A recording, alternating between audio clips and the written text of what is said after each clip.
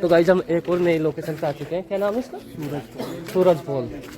तो भाई गाइड हमारे साथ है भाई, उनसे पूछते हैं अब इसके बारे में। ये देखो माता जी अमरूद लेके बैठी भाई। हमारे वहाँ बहुत सस्ते हैं ये सवाई माधोपुर में। नंबर वो उधर से बड़े बड़ा ना, बढ़िया और इससे भी बड़े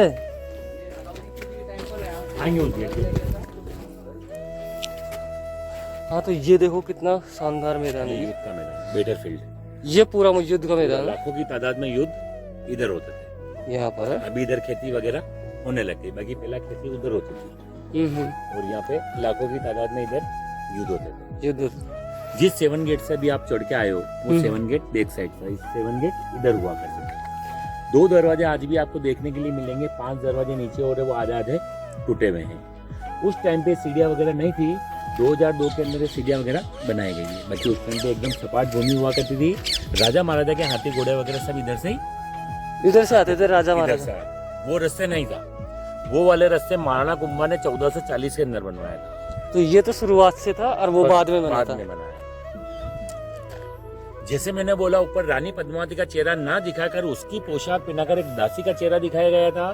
तो अलाउद्दीन खिलजी चिढ़ जाता है। चिढ़ने के बाद वो रावल रतन सिंह से बोलता है कि मैंने सुना आपके राजस्थान में ये रिवाज है, अगर आपके घर के अंदर कोई मेहमान आता है तो आप उसको नीचे तक छोड़ के आते हो, तो आप मेरे को नीचे तक छोड़ने के लिए चलो।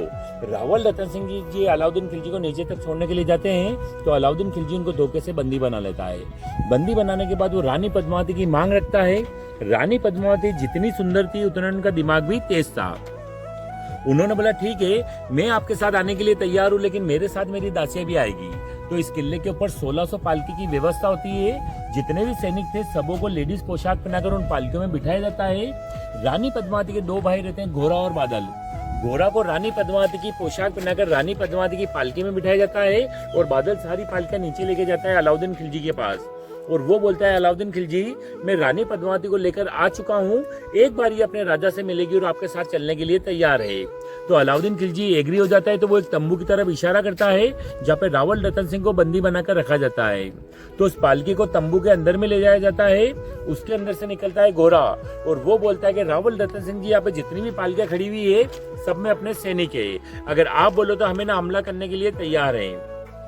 रावल रतन सिंह बोलते हैं हमला करो। तो एक बहुत बड़ा हमला होता है। हमले के अंदर रावल रतन सिंह जी वीर गति को इधर ही प्राप्त होते हैं। वो खबर आती है रानी पद्मावती के पास।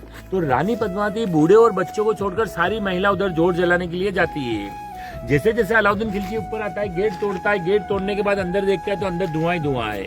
तो वो अपने सैनिक से पूछता है धुआं काहे का है? तो सैनिक बोलता है रानी पद्मावती ने जोर जला लिया है। तो अलाउद्दीन खिलजी बोलता है जिसके लिए मैंने 6 महीने 14 दिन तक इंतजार करा, लाखों की तादाद में मैं सेना लाया, रानी पद्मावती नहीं तो कुछ नहीं।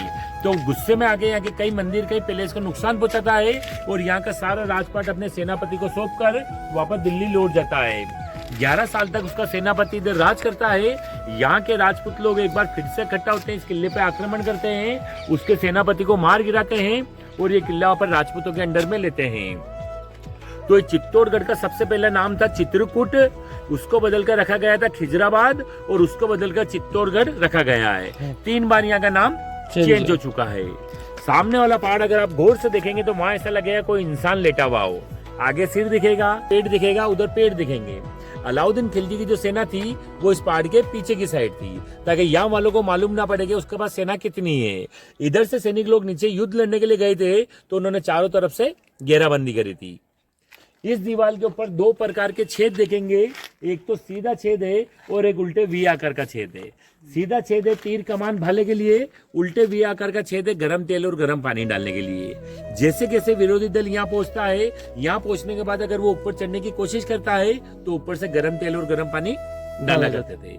तो ये उस टाइम का ओरिजिनल, अरे क्या नाम है, ओरिजिनल है ना। दरवाजे हुआ करते थे 7, लेकिन 5 दरवाजे टूट चुके हैं। 2 दरवाजे आज भी अपन को देखने के लिए मिलते हैं। ये जो हुआ करता था दरवाजा है वो उधर वाला आगे वाला वो दरवाजा, इसके अंदर और आगे उधर दरवाजा। ये इतना ही चौड़ा था या इससे भी ज्यादा चौड़ा था? नहीं, ये बात चौड़ा है। इस चीज की यहाँ पे एक बाउंड्री और हुआ करती थी बड़ी, लेकिन वो उस टाइम पे टूट चुकी है। तो ये आधे अधूरे ही आधे अधूरे। और ये गाँव बसा हुआ है? ये गाँव बसा, इसका नाम है सूरजपोल गेट। सूरजपोल गेट है इधर ये वाला सूरजपोल गेट है। ये है सूरजपोल गेट और है ना इस गांव का नाम है सूरजपोल गांव। सूरज ये जो गेट है, शाम को आज भी सूरज अस्त होएगा तो इस गेट को बंद करेंगे, सुबह इधर से सूरज उगेगा तो इस गेट को खोलेंगे। क्योंकि सूर्यवंशी राजा अपने मकान का एक किला गेट उसको रखते हैं जहाँ से सूरज उगता हो, तो ये इसका मेन फ्रंट इधर है।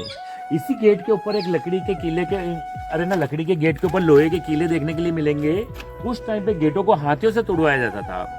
हाथी अगर इसको तोड़ने की कोशिश करेगा, हाथी के सिर में चुभेगा, हाथी डर के मारे दूर हटेगा। तो अलाउद्दीन खिलजी ने ऊंट को मारकर इसके ऊपर टाक दिया था और हाथी को मदिरा पान कराया था। हाथी ने ऊंट के टक्कर मारा, ऊंट ने दरवाजे के टकराया, ऐसे करके उन्हें 7 ही दरवाजे तोड़े थे और वो अंदर आया था।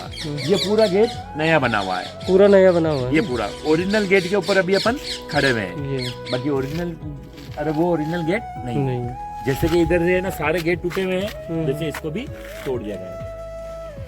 यार तो ये एक चीज बताओ, यहाँ पे अभी भी वो कोई सैनिक बचा होगा, उनका तो वंश चल रहा होगा यहाँ पे। वंश तो जैसे उदयपुर सिटी पैलेस है, वो उधर ही इनका वंश रहता है, उदयपुर सिटी पैलेस में। उनसे मिलने के लिए अपॉइंटमेंट लेते रहे, अरे ना, उनसे मिलने के लिए अपॉइंटमेंट लेना पड़ता है।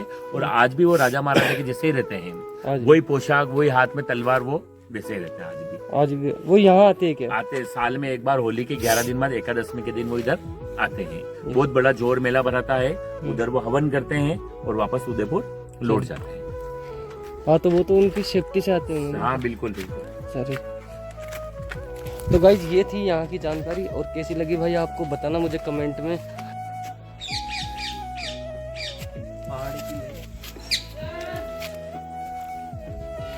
तो गाइज ये वाला दरवाजा है जो वापस बनाए गए हैं भाई, और जो ये लगाए जाते हैं, ये आपको बता दिया हमारे गाइड साहब ने क्यों लगाए जाते हैं, लोहे के बोर्ड के ऊपर।